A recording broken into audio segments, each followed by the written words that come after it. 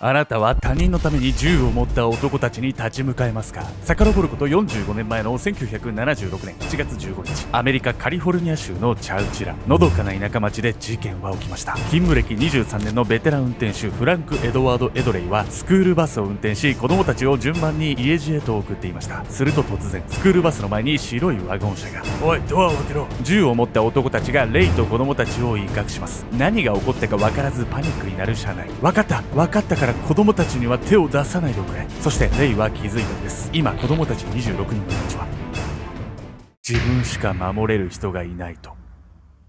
田舎で起こったスクールのバスジャック事件。人質となった26人の子供たちは一体どうなってしまったのか。そしてこの事件は犯人たちのある誤算で予想外の結末を迎えるんです。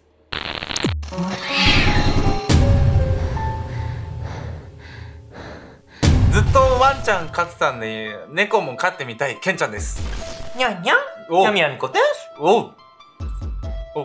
本日ご紹介するのはですね、なんと子供26人を誘拐して、しかもその後地中に埋めたというね、もう意味がわからなすぎる事件、チャウチラ誘拐事件なんです。過去一無謀くない？なんかこれ。内容をね聞くとね、もっとゾッとするんですよ、山本さん。そもそもね、なんでこの誘拐事件が起こったのか、そして26人がどうやって誘拐されたのか、そしてなぜ地中に埋められてしまったのか、早速見ていきたいと思います。田舎町の大騒動。遡ること45年前の1976年7月15日、アメリカカリフォルニア州チャウチラ、どこにでもあるようなのどかで小さな田舎町が今回の舞台。スクールバスの運転手であるレイはいつも通りに子供たちをバスに乗せると、それぞれの家に向かって出発。車内には明るい子供たちの声が響き、和やかな雰囲気に包まれていました。しかし次の瞬間、その状況が一変するんです。なんだ？目の前の道を塞ぐように白いバンが停車していました。最初は何が起きたか分からず、どうしたものかと思ったレイだったんですが、とりあえずバスをバンの近くまで運転させ、道を作ってもらうように交渉しようと考えました。しかしすぐさま近づくのは危険だと考えを改めたんです。なぜなら白いバンの中から出てきた男たちが銃を構えていたから。いや、これは道路塞いで銃構えて、絶対やばいやつらじゃない？もうね、俺運転手だったらね、もうやばい、終わったって思っちゃう。終わったってなるわよ。ビビる本当に。しかもこの後もね、彼らね、やばい行動をとっていくんです。銃を構えた男たちは複数人、パンストをかぶって武装したまま運転席のレイに向かってきます。そして男たちがレイの前で銃を構え、大声で怒鳴ったんです。ドア開けろ！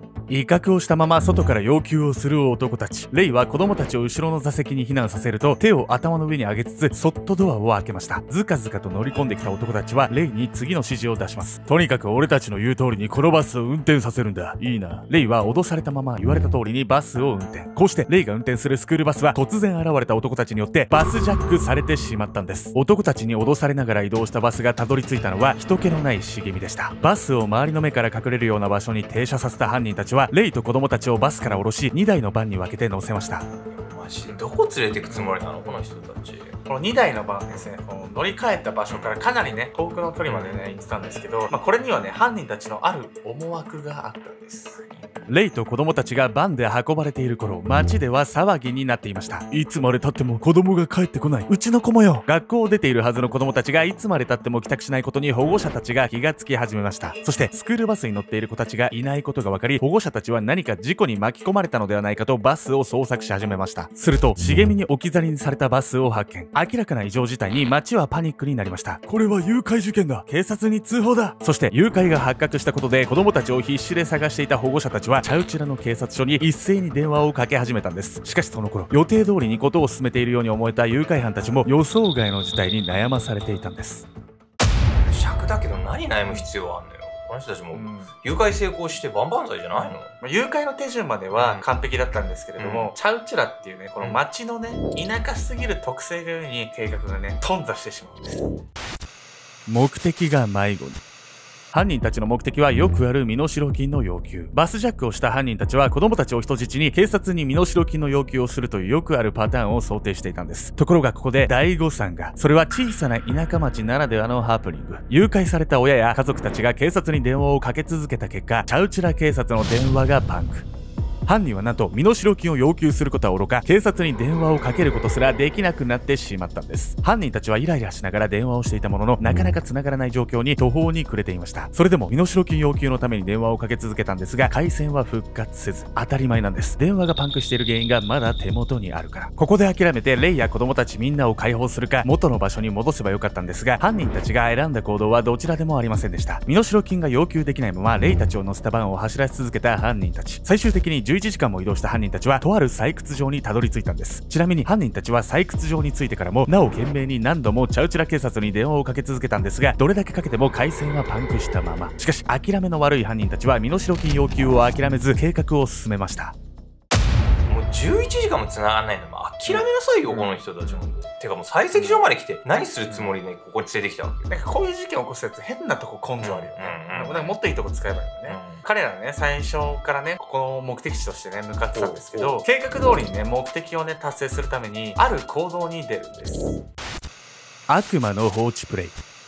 移動させられているバンの中で不安に怯える子供たち。レイは一生懸命解決策を考えていたんですが、移動中の車で銃を持っている犯人たちに抵抗するのは無理がありました。犯人たちを刺激しないように様子を伺っていると、レイたちを乗せたバンが採掘場に到着。レイは犯人たちによってバンから降ろされました。採掘場だということは分かったんですが、犯人たちの意図が読めずに困惑するレイ。すると犯人たちはレイと26人の子供たちを一つのトラックのコンテナにまとめて詰め込み、コンテナごと生き埋めに。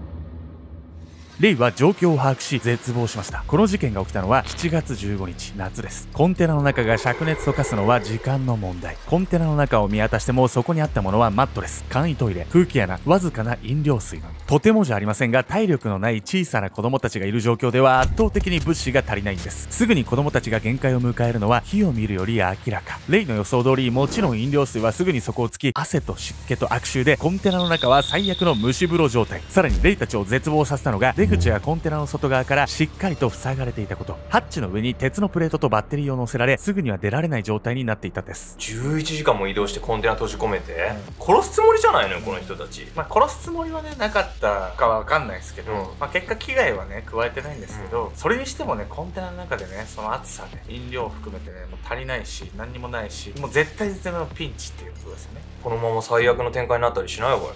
安心してください、やめてください。ここでね一人の少年が立ち上がるんです。今回閉じ込められた子供たちは年齢も性別もバラバラの26人。その中で最初に動いたのは当時14歳の少年だったマイク・マーシャルでした。俺より小さな子供たちはもう辛そうだ。中学生の俺が何とかしないと。マイクはこの状況下でも諦めず、ずっと脱出方法を考えていました。そんなマイクの目に入ったのがなぜか大量にあったマットレス。ねえレイ、あそこにあるマットレスを使えば出られないかな。マットレス確かにたくさんあるが他には何もないぞ。だったらマットレスを重ねて足場を作ろう。僕なら天井に手が届く。そうか、一人が出られれば出口が確保できるぞ。こうしてマイクとレイを中心に比較的体の大きな少年たちがコンテナ内にあったマットレスを14枚動かし重ね合わせ始めたんです。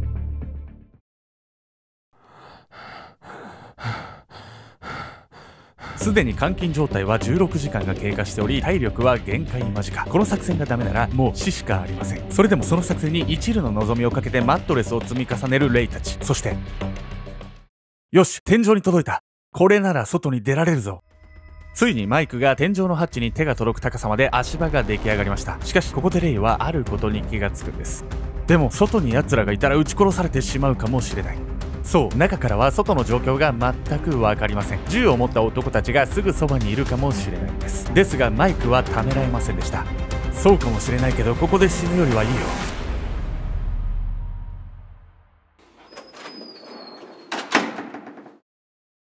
マイクと数人の少年がプレートとバッテリーごとハッチを開けると、なんと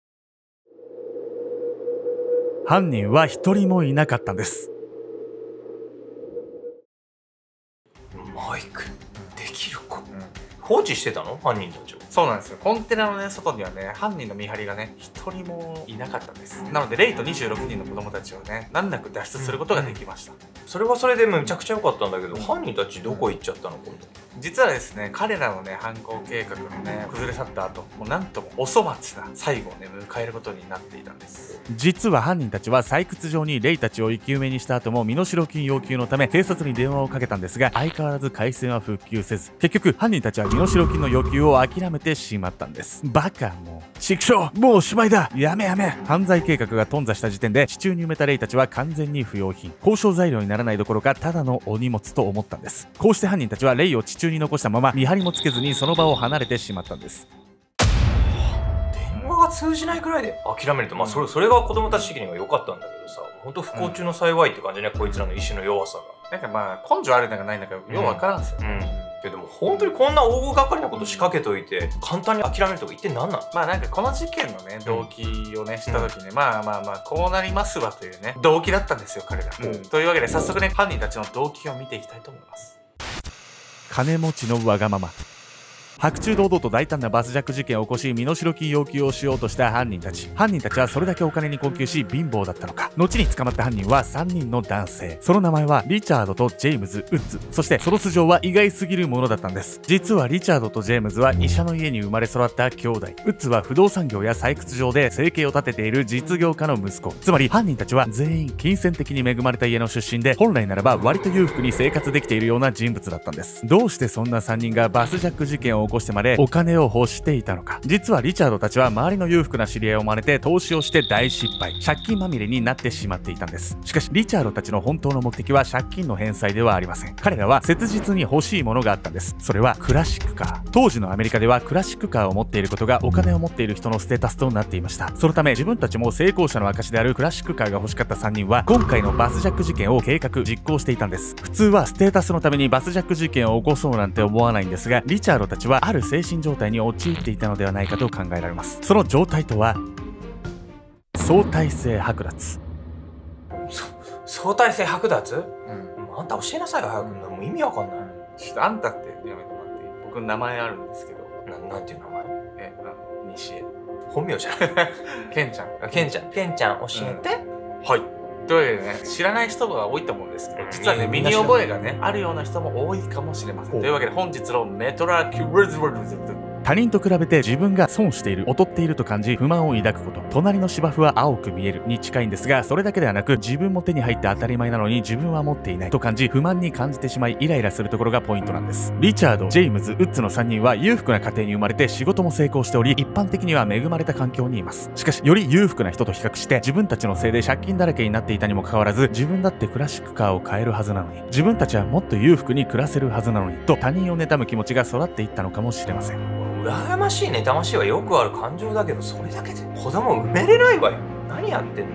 一人がね頭の中で妄想するだけならまだしもね、3人が慰め合ってね、どんどんこう被害妄想が膨らんでいったんじゃないかと言われてるんです。そんな身勝手な動機で起こした今回の事件。簡単に投げ出した割には11時間も移動したり生き埋めにしたり大掛かりだと思わなかったでしょうか。実はこの犯行はあるシナリオが元になっていたんです。それはジェームズが映画を作ろうとして考えた脚本。さらにウッズの父が採掘場を経営しているため、容易に人々を埋めるシナリオを実現できる環境が整っていたんです。最初は映画ビジネスのためのシナリオだったはずが、逆恨みのような発想と実現できる環境が揃ったせいで今回の事件が起こってしまった可能性があるんです。では真っ当にこの脚本で映画を作っていたら、まあ失敗だろうな。なぜならこのストーリーは1969年に出版されたフィクションアンソロジー、子供たちが消えた日と完全に一致しているんです。ただのパクリ？こいつは動画作り舐めてるわね。もう動画舐めてるよね。一生動画に携わらないでほしいよね。もうドとかの発音もしないでほしいよね。ムービー舐めてるわよね。無の発音しないでほしいよね。その後レイたちは無事に保護され警察に事情聴取を受けました。レイがしっかりと犯人の番のカーナンバーを覚えていたため、犯人たちの素性もすぐに明らかになり逮捕。レイはこの時の勇敢な行動を表彰され、カリフォルニア州教員協会賞を授与されました。そしてリチャードたちは揃って終身刑だろうな。現在リチャードとジェームズは仮釈放となったんですが、ウッズだけはまだ刑期中となっています。最後の最後まで努力をせずに一攫千金を狙っていたリチャードたち。自分たちの身勝手さが起こした今回の悲劇は決して許されるものではないんです。いやもう映画のシナリオをね、本当の事件にするっていうのもいかれてるんですけど、子供たちがかわいそう。でも本来ね、映画素晴らしいものですからね。ヤミコさんね、なんか好きな映画あります？私、一番好きなのはやっぱね、前言ったかもしれないけど、レ・ミゼラブルが大好きなの。レミゼね。レ・ミゼは、まあ、演劇としてね、すごい完成されたものなんだけど、それをね、もうみんな知ってるものを映画にしたヒュー・ジャックマンが出てくるやつ。あんたバカにしてるわね、私の映画。してない。じゃああんたの映画教えなさい、好きな映画。いや、してない。ほんと感動してんだから、私は。私あれ何回見ても泣いちゃうんだから。あんたの一番好きな映画何？シャイニングとかね。おーやっぱ好きっすね。バーのシーンがすごい憧れるんですよ。ほう。あんま怖くないです。僕ホラー映画見すぎて、あれもう怖くないんですけど、うんうんお父さんがバーで黄昏て飲んでる、うんうんうん。でこうなんか幽霊のバーテンダーがこう酒入れてる、なんかあのカットがかっこよすぎて、アルゴもバーあるんですけど、ちょっと意識した説。あ、本当。なんか2っぽいこと言わない。いやいやいや、でもマジでかっこいいんで、ヤミゴさんもね見てください。見てみます。